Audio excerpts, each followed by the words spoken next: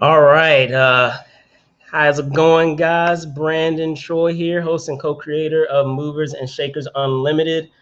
Sorry for the confusion a little earlier. Had some wires crossed. It's all good. But I want to get our show up and going to introduce the special guests that we have here. So give me one moment while I bring them on, okay?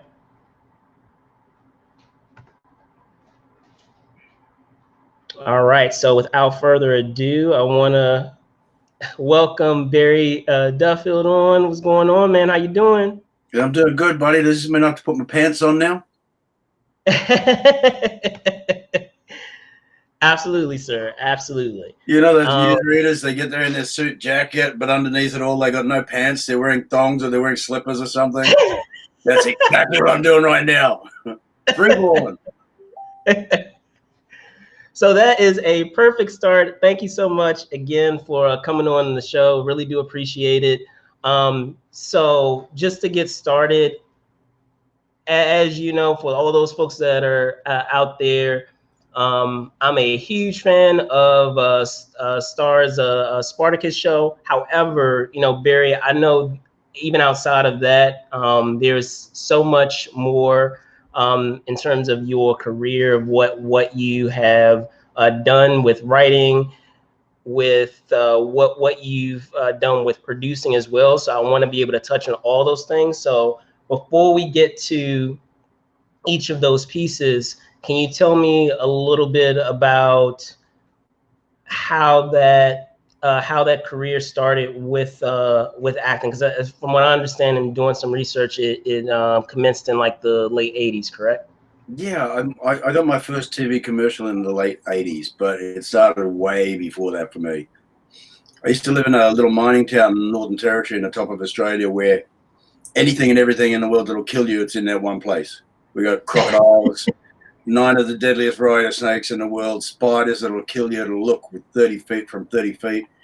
And I was this mining town in the middle of nothing. So it was aluminium bauxite mining. And I think my escape was I used to go to the movie theater and I'd watch everything. I would ingest everything I possibly could. And I used to, while the sessions were in, I'd go into the foyer when there was no one there and I'd steal the movie posters. So I used to go unpin them off the wall and tuck them down my shirt and run out. And I got caught. And the guy who caught me, the manager of the place, he said to me, I'm going to give you 3 options here. I'm either going to call the police, I'm going to call your parents, or you can work for what you're stealing. And then from that point on, he taught me how to run the projectors, how to run the projection booth, splicing film, loading up the projectors, changing the carbon burner rods that used to be in the old 35 mils. So he taught me everything about the exhibition side of it, so the viewing side. So it just gave me this really great basis for what I knew I wanted to do. I just didn't know how to do it. And then years later in '88, I bought a Kawasaki motorcycle. And it was the only one of this red, it was a GPX 750R road bike, and it was the only red and white one in the territory. And they wanted to use it for an advert. And so they rang me up and they wanted the bike. And I said, well, you can have the bike, but as long as I'm there to ride it, because I don't want to put somebody else on this thing. And I showed them that I could do it what they wanted. And that was my first TV commercial. So it was kind of just luck that launched me into acting. But I had the passion well before that. Awesome. And you know, as I said, we were commenting on Spartacus just a moment ago. However, that foray, so to speak, into swords and sandals, that's a lot of those, you know, series are identified as, I feel, commenced way before that, because from what I understand, you were also had stints in Xena and in Herxules. So can you talk a bit about that when it was when you had a lot of those earlier shows that were just starting to pique the interest of that particular genre, or that trend that we were starting to see with a lot of those these types of shows? Well, that was Pacific Renaissance, and they were the same guys who created Spartacus. So back in '96, '97, I was at film school, and I got lucky enough to get my first speaking role on Herxules. I played a Hercules imposter who tries to save the life of 2 kids. Right. But dies in the attempt. It was Hercules on Trial. So I first met Kevin Sorbo and Michael Hurst. And from then I went on to do nearly all of their shows. So I did Jack of All Trades, Young Hercules, Xena. Yeah, that was pretty cool. It was a good time. And then they disappeared for a little while, and they came back with Spartacus. But just like everybody else, I had to audition for Spartacus, and Lugo was cast around the world. Gotcha. And speaking on Spartacus, that show was when you came on board had been around. So I have to ask, were you already, watching the series at that point in time when it first came on, or did that interest in that show come once you found that there was an opportunity to be a part of that ensemble? This is a good question. So I did see season 1, and I knew that it started here. I don't think I'd seen an episode, but I knew they were filming, and I knew it was gladiators. So I knew, as far as body image goes, that body image, that I was up in that category to play something. So I spoke to a buddy of mine who was directing on season 1, and I said to him, man, I said, got to be something I can do here. Got to be someone I can talk to just to get the audition. And he said, dude, you're too old. Literally, he said, you are too old. If we put you in there and you're a gladiator, as a gladiator, you would have been dead at the age of 30. So blessings for me when they got out of the Ludus, and anybody could have been in this. It didn't matter about age after that. So season 2 was a perfect place, and I got an audition for it, and it was Stephen DeKnight who said, yeah, I want that guy. So Steve DeKnight, if you ever see this, I love you, man. And speak further about that character. Even with all the as I said, the huge ensemble that you have with that show, of course, you have Spartacus, and you have that initial trio with his main guys, his right and his left hand guys. You still had plenty of other characters in there. However, within all those cast of characters, I feel that your character was given so many fun things to do, and in terms of like the lines and all the cool moments, you were given a whole bunch of fun things to do. So could you speak further on that and making the most of all of those moments that were provided for that character? There's a couple of things there. Is that I don't know why he resonated with people, but he did. And I thank God for that. I was initially hired to do 4 episodes for that show, and then I got another 10 for the following season for War of the Damned. So they liked what he was doing, and I liked the way that people reacted to him. And I got to tell you, it was an absolute ball for me, because I'd start work at 3:30 in the morning, and I'd be on set by 4 o'clock. I'd drive through it, had my arm out the window of the car, and took a coffee as I drove past Kraft. And I would say I was the happiest I've ever been in my life on that show. It was a huge family. But Lugo was a gift. Sometimes you just get a role that you absolutely love, and that was a gift. I had a couple of those, but that would be the best. I think the hardest time I had was when I finished. Say again? Hardest time for me was when that show finished. Oh yeah, definitely. Now switching gears for a second, and I know we were talking about Spartacus, but I feel in taking a look at everything that you are currently doing, you probably don't get a whole bunch of credit for this, but you are quite the prolific writer when it comes to some of the works that you've had. From my understanding, you have 2 graphic novels. So are you able to talk about those and how those came to be, the origins of those? I'm a huge horror fan. So I write, a lot of the stuff I write is horror, and I like horror and horror comedy.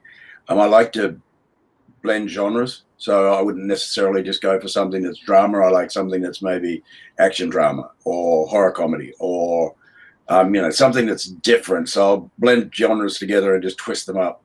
But I'm what's called an optioned writer. I'm not a produced writer. So an optioned writer, as opposed to a produced writer, clearly he's got some work and it's been made, it's out there.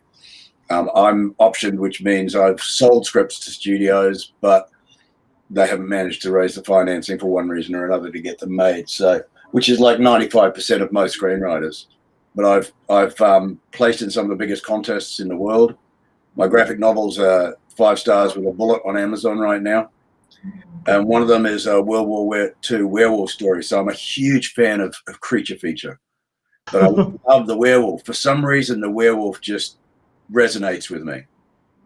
So I wanted to do a story for me that would fulfill everything I thought that a werewolf story should be. You know, it's definitely not Twilight. Oh man, it's hard biting, real flesh eating werewolves. So I just wanted something that was and mixed with Nazis. So I mean, how much better can it get? Nazi werewolves. So yeah, I don't know if I'll ever get that one made though. Don't know if it'll ever happen. It's a big budget. And it's yeah, there's a story behind that. I'll tell you in private one day. I just can't say anything about it right now. Copy that. Copy that. So in talking about, you know, these graphic novels that that you've made, as well as the opportunities that you've had thus far in your career, especially with, you know, genre fare, with the sword and sandal shows that you've done in films in general. Can you also speak to the fans as well? Because I mean, just last week we didn't have a live edition, mind you, but we had the virtual edition of Comic-Con. And even though, you know, San Diego Comic-Con is considered, you know, the con, so to speak, in terms of trends, you see these days more and more cons, you know, pop up as a to meet the demand of fans and that feverish, you know, fandom for genre properties. So can you talk to that of not only, you know, as we were just saying, you are writing with works that would cater to those that are going to conventions, but also even with the, you know, genre fair, I can talk today, the genre fair that you've done thus far. You mean it's what I would take to the conventions? As far as Yeah, I was just saying, like, just in terms of having that vehicle as well of what you've done thus far as an actor in genre properties, and then also with the literary works that you've had I can tell you, Spartacus has opened a few doors for that. So Spartacus gave me the opportunity to be able to get my works out to people. I haven't taken them. I've got a publisher who's taken them to conventions, but I haven't personally been to a convention with them. I get occasionally, when I am at a con, I get someone come up and go, "Hey man, I got your graphic novel. Sign this for me." Yeah, but I can imagine in the future, and this is just shooting way ahead, but I can imagine in the future that these things will become a lot more popular, and I try to get to as many as I possibly can. So far, for me, it's been the boutique conventions, so it's all been Spartacus based and very just straight down the line to Spartacus cons. And I haven't been to a Comic-Con yet, but you know, anybody who's listening, I'm available, baby. I'm there. Cool. And speaking of cons, we have what is it, STL RebelCon. So can you talk to that? I know, like, this year it got, you know, pushed off to next year for understandable reasons. So are you able to talk to that and you know, what absolutely can expect from it? You know, like, it was supposed to be March last year. March last year. Well, March this year, because I was ready to go. It was COVID was coming in, and I was packed. I was literally a week from getting on the plane going, don't close the borders yet. Don't close the borders yet, because I would have flown. And it would have meant probably when I came back, I would have had to have gone in quarantine, but I was still ready to go. In fact, I was excited to go. I haven't seen St. Louis yet. So how do you pronounce St. Louis? Because I can tell you this, I got in the shit when I first got to America, and I was in Maryland, and I'm standing on the stage, and I go, well, it's really nice to be here in Maryland. And people are looking at me like, what the fuck did you say? I don't understand the words that are coming out of your mouth. So now I'm there. I'm going, it's Maryland. And if I was going into New Orleans, it's New Orleans. So I'm there, babe. I'm there. So how do I say St. Louis? St. Louis? Hey, you can say either, man. You good. You could say either. So you could say St. Louis. You could say St. Louis. I know a lot of people say St. Louis as a slang, but St. Louis works perfectly fine. Good. I'm not going to get in trouble. Nah, man, nah. And it's So Missouri, right? Missouri, not Missouri. right, right. I'm going to St. Louis, Missouri. So with that being said, Barry, we were, as I said, we were commenting on your body of work that you had earlier in your career with the Sword and Sandal projects, as well as those that are still going on to this day, even your literary projects. However, I know I think we were talking offline, and you were talking about a couple of projects that you actually have in development. So yeah, I'm assuming it's with your production company. So are you able to comment on what those are and what stage they're in? Yeah, I've got 4 feature films in development. Had that thumb out, I was going to go 5, 4, 5, 5, 5. And I'm assuming this is with Dream Chaser. This 4. is with, under Dream Dream Chaser. Chaser is my production company that I write under, but the companies that pick the films up are different. So I can tell you this: in Australia, I've got Lady of a Light Productions, and I've got an amazing producer called Lucinda Bruce. She's got my racially charged thriller, The Nowhere Man, and she's got another horror film I wrote called Hellion Rising. So she's producing both of those.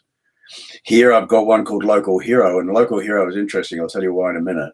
And in America, I've got one called Breath of the Dragon, and I won't say who the producers are yet because I haven't locked it down. But Local Hero is going to the film commission here, and I was blessed that, it's like everybody has a COVID story, and their COVID story can be really bad. Mine was great because I got locked down and I got paid to sit at home and write a screenplay. So, it was like that blessing in disguise. Sat home for 6 weeks and I just wrote my ass off, and it turned out really good. Awesome. So with each of those projects, are there going to be portions, or I should say, in terms of the type of genre that we're talking, are a lot of them in the drama realm, or are they? So Breath of the Dragon is an action film, and it's set in Chicago. Okay. Gotcha. Hellion Rising set in the south side of China Sea. Nowhere Man set in Australia, and Local Hero is local here in New Zealand. Cool. And just so you know, just so there's no mistakes, I live in New Zealand, but I'm an Australian. Awesome. I get this all the time. All these people come and say, "Hey, man, you're a Kiwi." I go, "No." In fact, I auditioned for a commercial yesterday, so TVC, and my agent said they want an Australian accent. I said, "Well, I should be pretty good with that because I'm an Australian." And I went for the audition, and I'm doing it. And he said, "Great, everything you're doing is great. We love this. Now, can you do it with an Australian accent?" I said, well, I'm Australian. I'm Australian. What do you want? He says, like Magda Zabriskie or Steve Irwin. Oh, g'day, John. Yes, truth. Bloody hell. No. Now, real Australian, I don't think people in fact, I know no one in America would really understand it when you go, "Oh, yeah, flat out like a loser drinking, mate. Throat straight to the dingo's tonga." So to comment further on these projects that are in production, Barry,